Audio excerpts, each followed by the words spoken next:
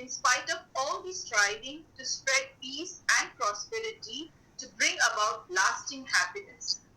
For man to have a glimpse of lasting happiness, God, being in all, knows all. That God to all. That God, in the guise of countless animate and inanimate entities, experiences the phenomena of suffering and happiness. Thus, it is God who has brought to its heights, and God alone who will efface this illusory suffering and bring the illusory happiness to its height.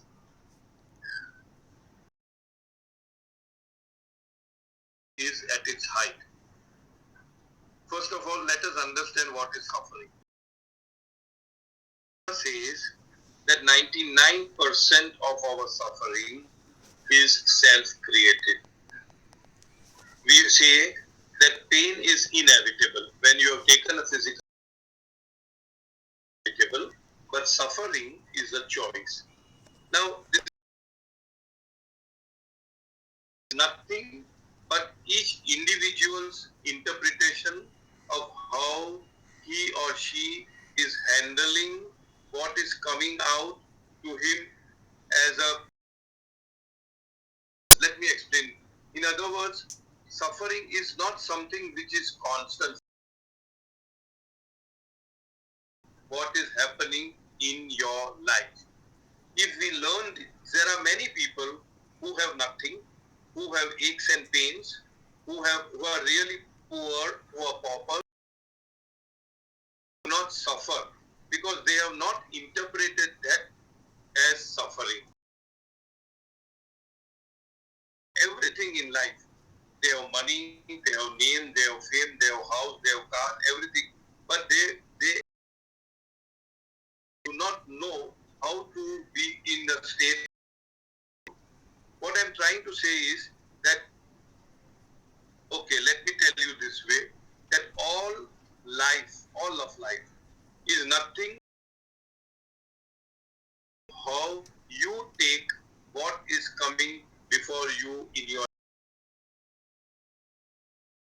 make you understand a little more in depth is that whatever has to happen will happen. There is no way in which you call it an event, occurrence, happening, is nothing but the fruits of the seeds which you have sown in the past. And that is why it is coming to you in your life by way of an occasion, whatever you may call it. You can't stop that. But you can model, you can create a response to that what is happening in such a way that it does not affect you or it does not negatively. So in other words, what is happening out there is not as if is happening out there. Of what imagery you make in your own mind of what is happening out there, of your own interpretation, storytelling to your own self. So a simple example.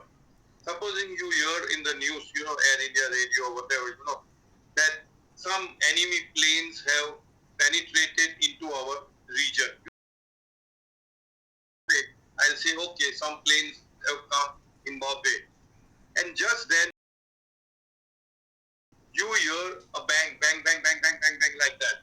Automatically, your heart will start palpitating, you will perspire, legs will keep shaking because your mind has interpreted the bombing is happening. Am I right? You realize that there is a shadi, there is a wedding reception just outside your house in the next building or next mohalla, and they were celebrating with firecrackers. So in other words, by way of palpitation, by way of shaking legs, by way of perspiration, whatever it is, has nothing to do with the celebration that was happening out there. So what affected you was nothing but your own thinking about what is happening out there to your own self. Point is, all this discussion came from one word, suffering.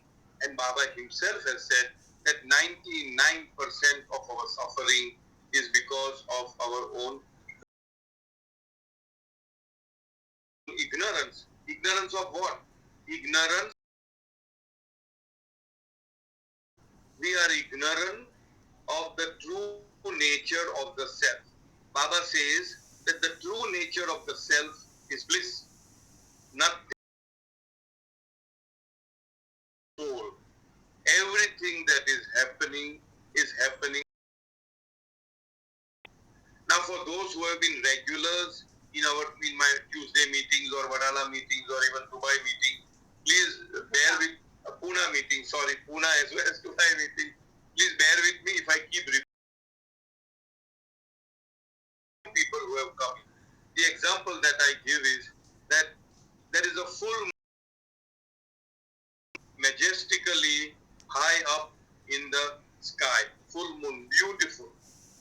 Now there is a reflection of that moon in the water body. The water body may or a pond or a lake or whatever. There are quite a few, and there is a reflection in each one of them.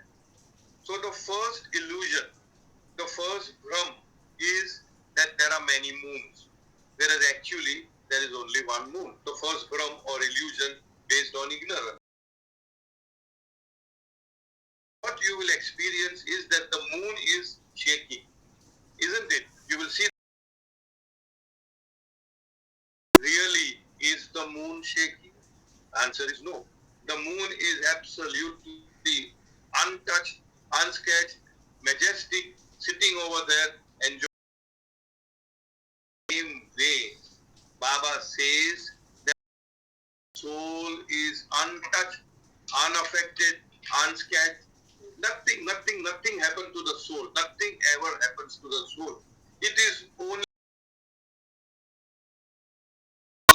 which comes via the mind, and it is our mind which binds us,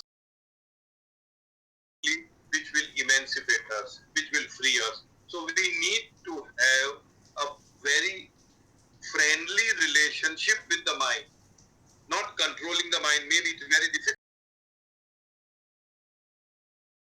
You can tell it in this word, like these are Baba's words, and monthly during a certain course of period time. I am not the body, I am not the mind, I am not this, I am not that, but a living lie. Lie means the truth. But a living lie, that is me. And unless the lie is there, the truth cannot. Need to be so much on ourself. That means the real self, which is the Atma, Atman, self, whatever you call it, existence, and not on the physical body. The moment the I attaches with the physical body or the finite, fear, anxiety, and all that. So Baba says is due to the ignorance, due to the ignorance of the true nature of the self. The true nature of the self is bliss. The self is eternal, immortal, immutable. It cannot, nothing ever happens to the soul. All this discussion came from one word, suffering. Suffering in the world, in spite of all the striving to spread peace, happiness. We have made such great strides in scientific researches, in scientific discoveries and inventions. If science has advanced so much, then it should give us tranquility. It should give us a sense of, sukoon, as we call it, sukoon. But that is not happening. On the contrary, the more we develop science, the more restless we are becoming, and and gadgets and equipment which are there, the washing machine and the dishwasher and all that, it is supposed to give yourself. But instead of that, now we are getting less and less time. So the striving that the science has developed to give you peace and happiness, it has been unsuccessful in giving you that. For men to have, sorry, for men to have a lasting glimpse, sorry, for men to have a glimpse